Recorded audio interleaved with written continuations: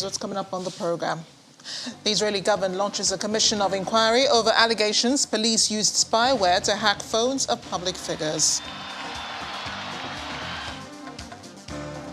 Ottawa's mayor declares emergency as the city spins out of control over the truckers' protests. Plus, world leaders are stepping up efforts to reduce tensions between Russia and Ukraine. Thanks for staying with us. I'm Amarachi Ubani in Lagos. The Israeli government has announced it will be setting up a commission of inquiry to examine allegations that the police used spyware to hack the phones of Israeli public figures without authorization. Local media say officials, protesters, journalists and a son of former Prime Minister Benjamin Netanyahu were targeted without court orders. A witness in Mr. Netanyahu's corruption trial was also allegedly hacked. Prime Minister Naftali Bennett said the reports were very serious, if true. A report said the police used a Pegasus software developed by NSO, an Israeli surveillance firm, has faced widespread allegations that the product has been sold to and misused by authoritarian governments across the world. The company has insisted it does not operate the software once it is sold to clients and has previously stated that it could not be used to track Israeli citizens. It has not commented on the latest development. Mayor of Canada's capital, Ottawa, has declared a state of emergency in response to more than a week of truckers' protests against COVID restrictions. Mayor Jim Watson says the city is losing the battle and that things are completely out of control. Adding the protests pose a threat to residents' safety. There have also been reports of racial attacks. Ottawa's centre has been paralysed with vehicles and tents blocking roads. The Freedom Convoy was sparked by the introduction last month of a new rule that all truckers must be vaccinated to cross the US-Canada border, but the protests have morphed into broader challenges to COVID health restrictions. The protesters have since gathered in central Ottawa near Parliament Hill. Their demands have grown to include ending all such mandates nationwide and opposing the government of Prime Minister Justin Trudeau.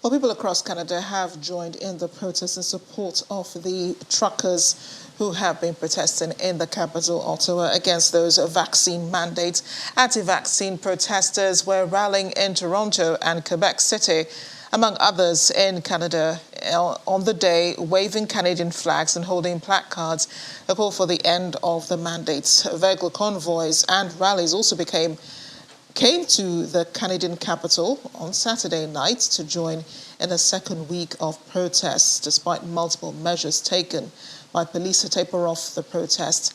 A protest in Ottawa was first staged by the truckers on January 29th to voice opposition to the Canadian government's vaccine requirement for truckers crossing the Canada-US border.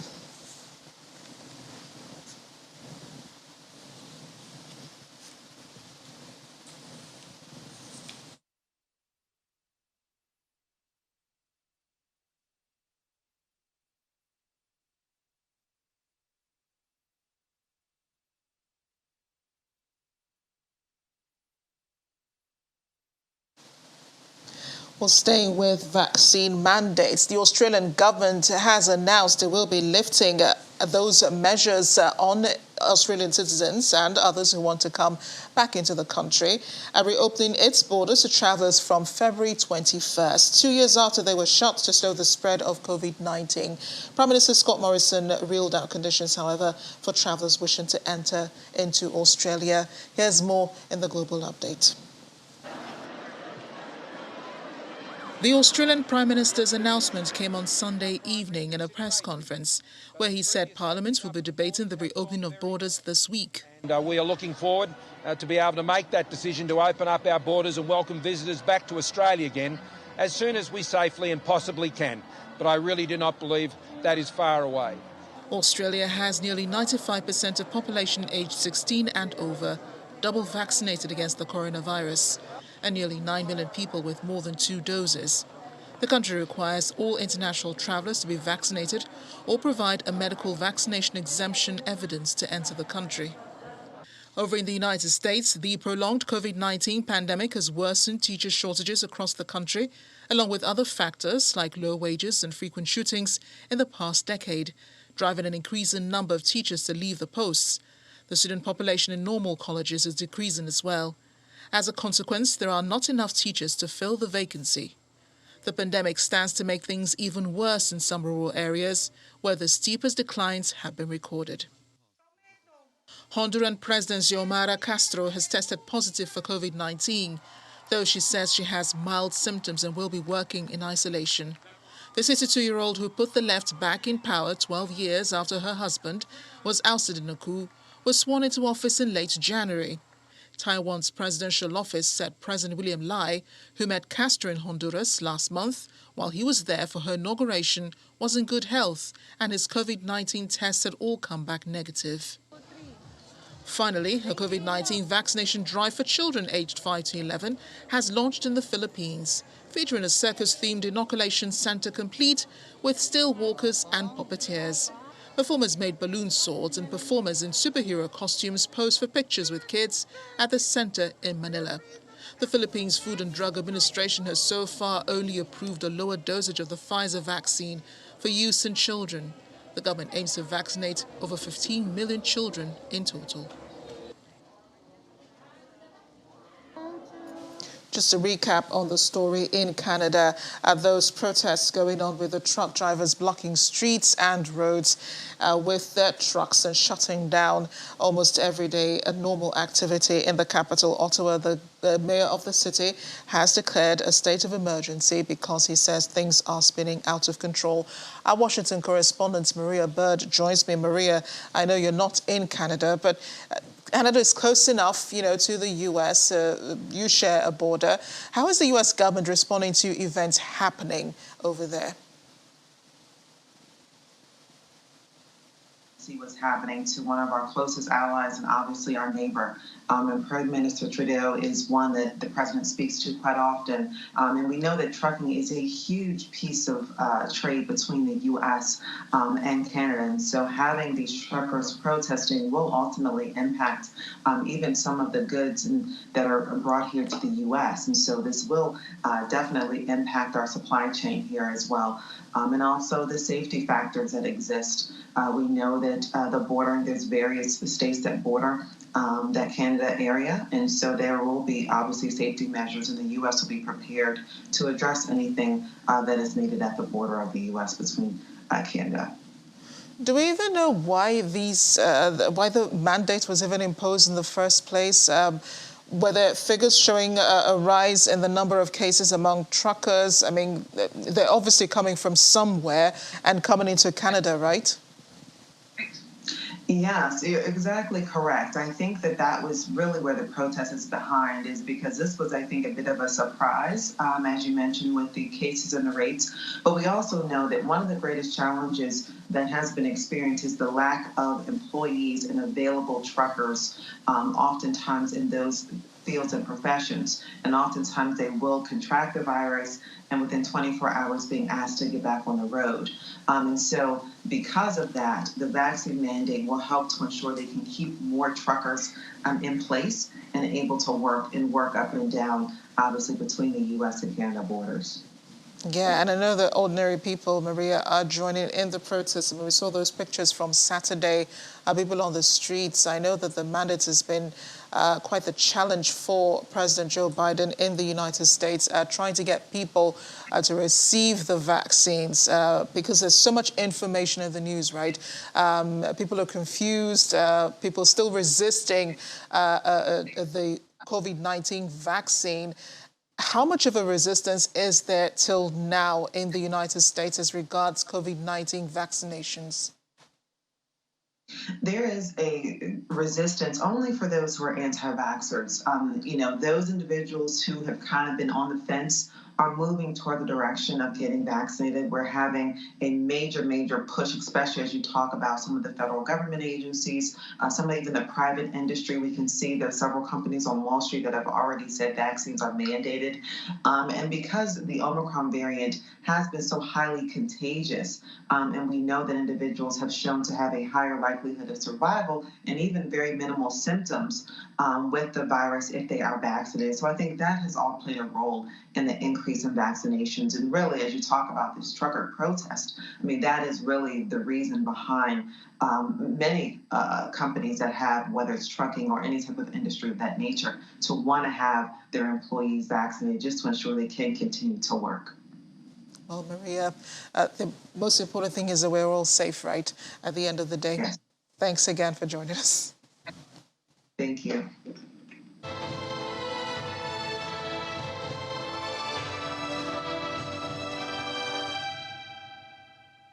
And now to the crisis at the Ukraine-Russia border. The tensions building there, the worsening, we understand.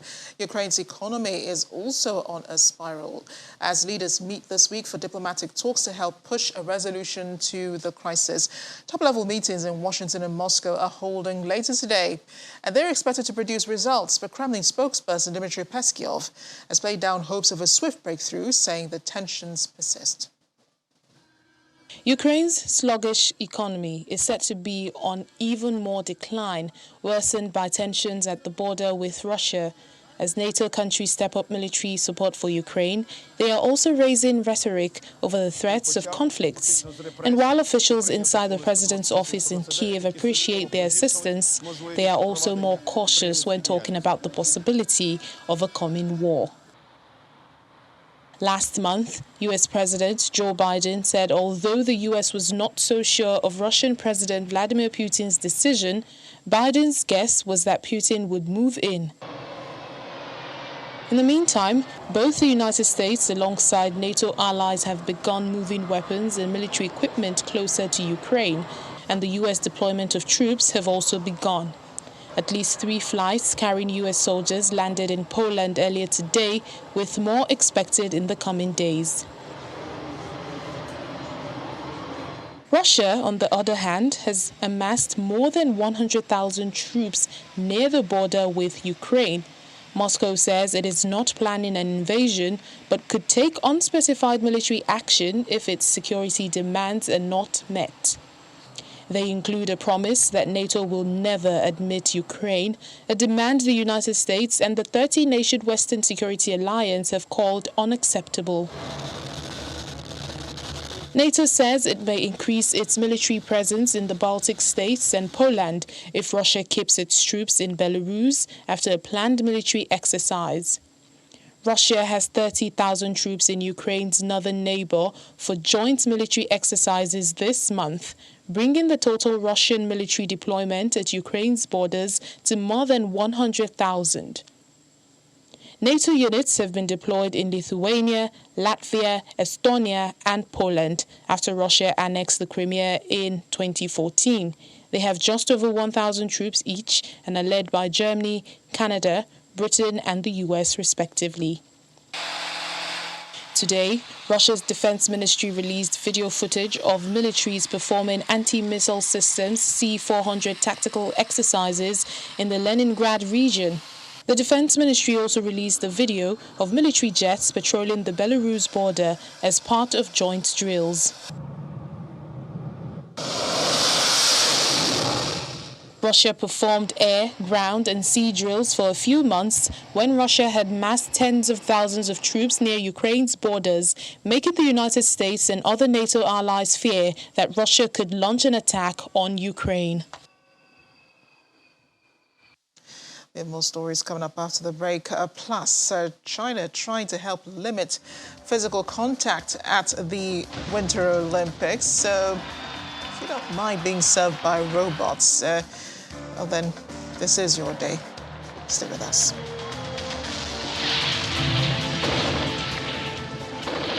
Welcome back to the program. Just to recap what's been happening at the Russia border with Ukraine, and the top-level meetings expected this week between Washington and Moscow holding later today. French President Emmanuel Macron is also expected to meet with the Russian president on Thursday to discuss diplomatic pathway to ending this crisis between the two countries. Russia denying it plans to invade Ukraine, and Ukraine preparing with its allies, the US and NATO, in the case in view of a possible Russian invasion. Joining me now is Nigeria's ambassador to Russia and Belarus, Professor Abdullahi Shehu, who is currently in the Belarusian capital, Minsk, from where he joins me. Professor Shehu, it's a pleasure having you on The World Today. Thank you very much. It's my pleasure to be with you.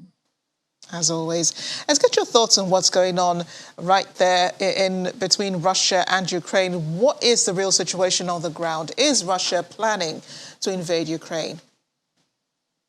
No, I don't think so.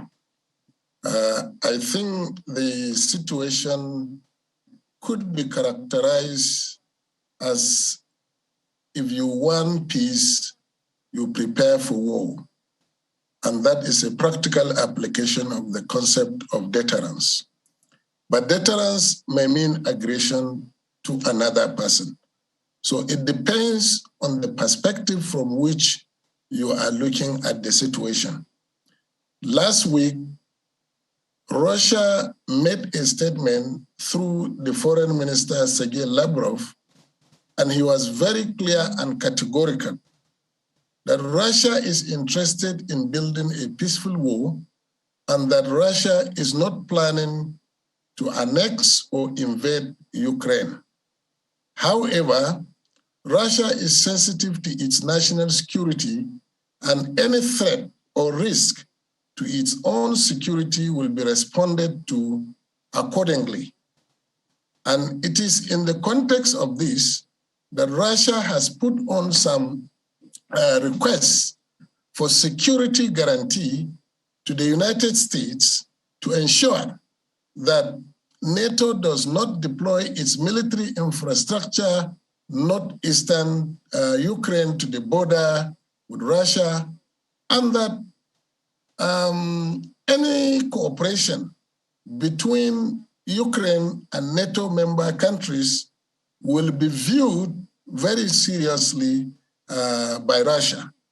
So in this context, we can say that the situation is not as seriously, it's not a very serious threat as some people are portraying, because towards the end of last week, the Ukrainian president, His Excellency Vladimir Zelensky, also stated that the threat is not as very serious as is being propagated in some world media. So we feel that Russia is concerned about its own national security, and therefore it's trying to protect its borders by taking the actions it's taking, whilst the other countries may feel well threatened by the action of Russia. But you do, sorry, Ambassador, you do understand, why these countries are feeling threatened. I mean, Russia has almost done something like this before. It took over Crimea in 2014 without any permissions whatsoever. And it also lays claim to some parts of Donbas, I believe, because many of them speak Russian, and they tend to, align, with the Russian government over there. So Russia amassing troops at the border, military hardware and weapons. This all speaks to, the possibility that Russia is planning something, which is why, these other countries are reacting to what Russia is doing. And that is why I started by saying that my understanding of the situation is that if you want peace, you plan for war. And no better person would have actually explained the situation other than the president of Ukraine himself, Excellency Zelensky, who stated that the risk is not as high as being portrayed by the international media. In any case, you know that Russia and Ukraine are closer than Ukraine to the west or to other countries because they were one and the same under the Soviet Union. And as you rightly pointed out, there are still some population in Ukraine who speak the Russian language, and they seem to associate with Russia based on their historical affiliation. So I do not think that the situation is actually for war, but it depends on where you are. Somebody in another territory or another part of the world may view it in a different way. But for me, with what I have read on the ground, I have not seen any panic among the population here in Russia. And what are you telling Nigerians who live in Russia and in Belarus? What I'm telling Nigerians in Russia and Belarus is to remain calm and be law-abiding citizens and to continue with their normal businesses as there is no real or potential threat to their life. We have extended our empathy and solidarity to our colleagues in Kyiv, and we pray that the situation does not get to a situation where they will have any humanitarian crisis on their hands.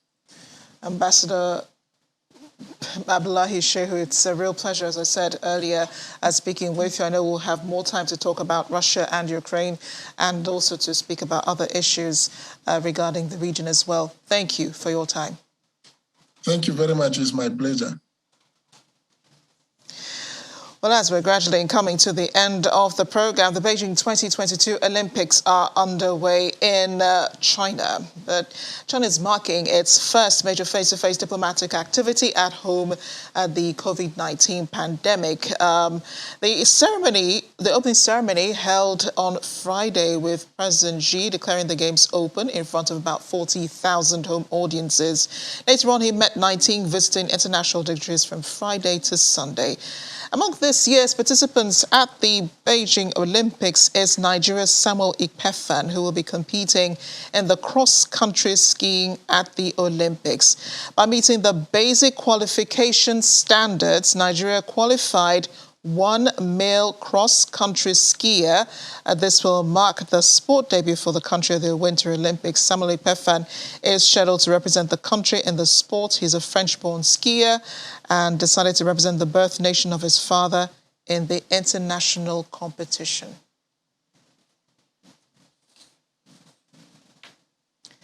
From stir-fried Chinese food, dumplings to burgers and French fries, robot chefs working in the Winter Olympics main media center are ready to serve hungry journalists, regardless of whether they are tossing dumplings into boiling water or deep-frying French fries.